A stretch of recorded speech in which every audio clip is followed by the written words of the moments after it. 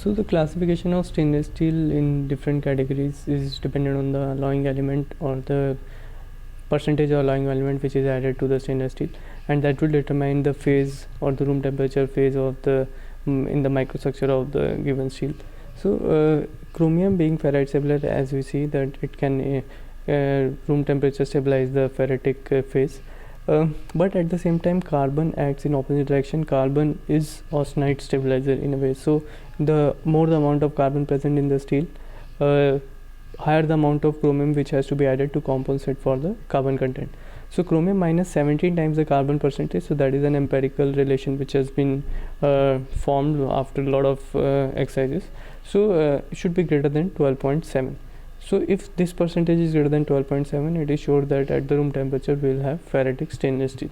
But if we want martensitic stainless steel, so that we retain the austenitic phase field, but at the same time we have ferrite at the room temperature.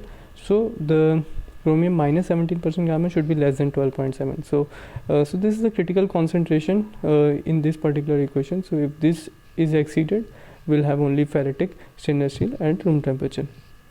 So in case of chromium, it is not only the chromium element, but there are also other multiple elements available which can act as equivalent of chromium, and they may even have a more multiplying effect than the presence of chromium, although the cost and the other factors may determine in the end which element is added in which quantities.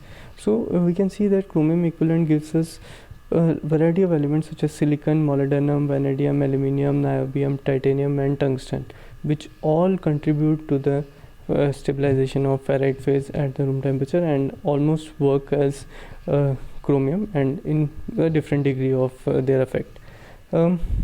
Apart from that, we also have a nickel equivalent. So nickel equivalent in the similar way has other elements which can stabilize austenitic phase field at room temperature. So it includes cobalt, manganese, copper, and here we see carbon, nitrogen. So carbon, nitrogen are very strongly austenite stabilizers, so that is why their amount has to be compensated if we need ferritic stainless steel.